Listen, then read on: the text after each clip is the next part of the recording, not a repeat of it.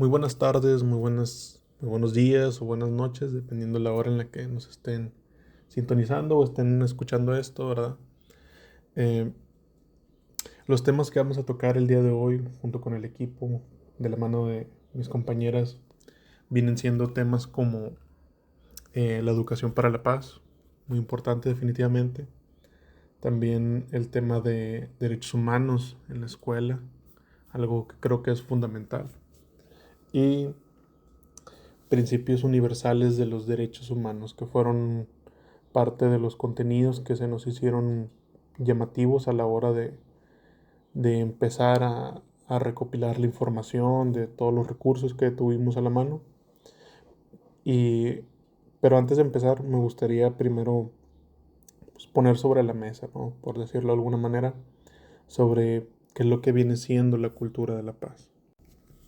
Y algo que he notado sobre cómo se conceptualiza la cultura de la paz es como un estilo de vida un- y transformación, sobre todo de la mentalidad, no solamente individual, sino también colectiva.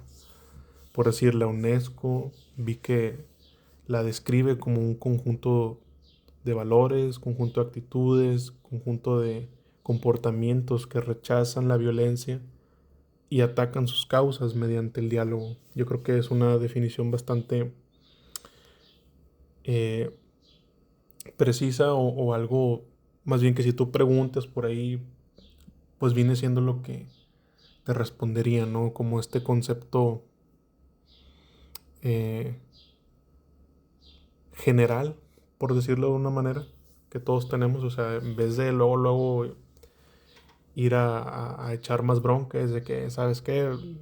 Así no vamos a llegar a ningún lado, vamos a sentarnos, a platicarlo, o sea, dime qué onda, cómo ves tu punto de vista, después te comento el mío y pues vemos a dónde llegamos o qué hacemos, ¿verdad? Claro, esto siempre con una apertura de escuchar al otro, que es yo creo que ahí es donde está el reto, porque algo que también fue que se menciona mucho lo que viene siendo la paz imperfecta, y como vimos en actividades anteriores, la paz imperfecta reconoce que la paz es un proceso dinámico, inacabado y sobre todo sujeto a cambios, pero que puede potenciarse, por decirlo de una manera, desde las estructuras sociales. Y algo que también es muy importante mencionar es que la educación es como un eje. ¿Ok? O sea, la educación se identifica más que nada como una columna principal, ¿ok? Para perpetuar esta cultura. Y sobre todo permitiendo que niños y adultos comprendan y respeten la libertad, respeten la justicia y respeten la democracia. Yo creo que es ahí el punto clave, la educación. Y también algo que noté es que se menciona mucho una perspectiva transversal que implica esfuerzos globales que van desde el desarrollo socioeconómico hasta la igualdad de género y la seguridad internacional. ¿Okay? Esto viéndolo como desde un punto de vista más colectivo. O sea, no basta solamente que evidentemente tiene su importancia y es fundamental el practicarlo con el de al lado, en uno a uno, pero pues ya si nos vamos a tamaños de una ciudad, una colonia, un país, este, pues evidentemente luchamos contra más cosas, o sea, desde diferentes culturas, diferentes ideas y diferentes factores que influyen en cada país, la historia misma.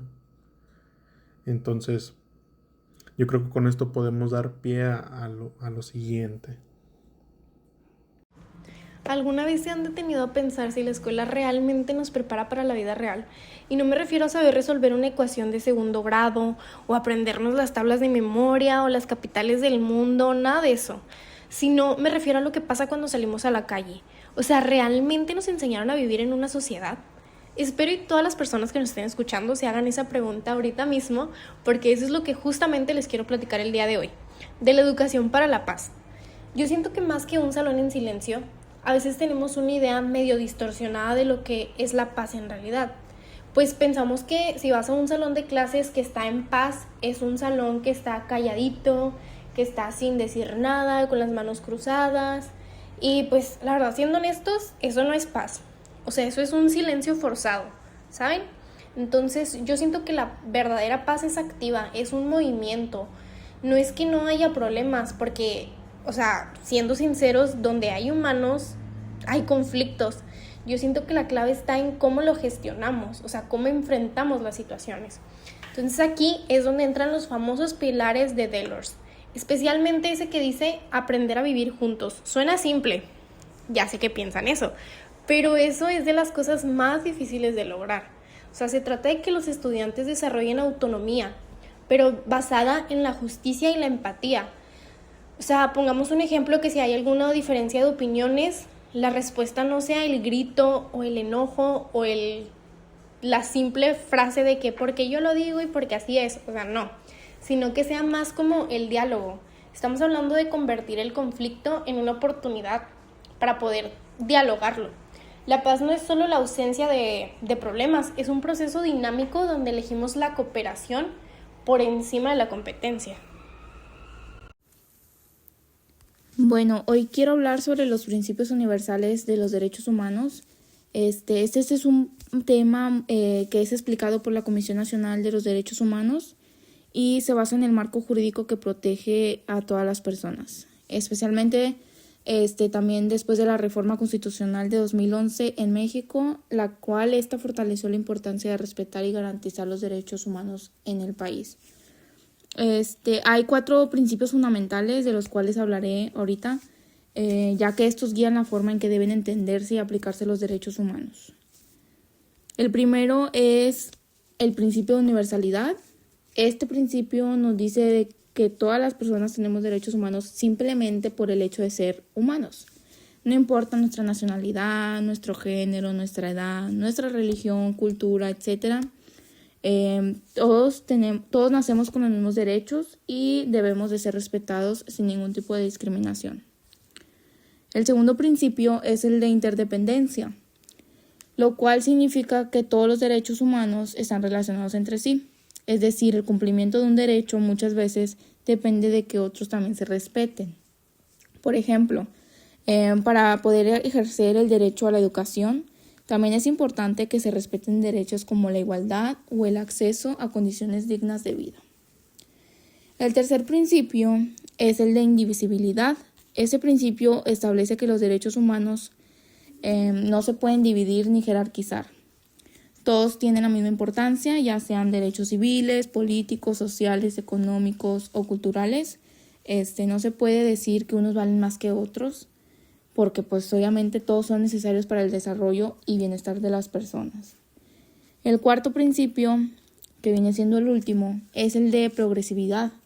Este principio señala que los derechos humanos deben avanzar con el tiempo.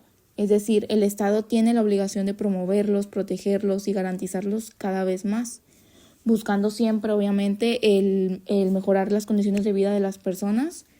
Además, también significa que no se debe retroceder en los avances que ya se han logrado en materia de derechos humanos. Y por último, mi punto de vista es que estos principios son muy importantes porque nos ayudan a entender que los derechos humanos no solo son leyes escritas, sino herramientas que buscan proteger la dignidad de todas las personas. También nos recuerdan que todos debemos respetarnos y defenderlos para poder construir una sociedad más justa, donde exista la igualdad y respeto para todos. Bueno, yo creo que con esto podemos dar cierre a este capítulo sobre, más que nada, una sensibilización sobre lo que viene siendo la cultura de la paz y de los derechos humanos. Muchas gracias.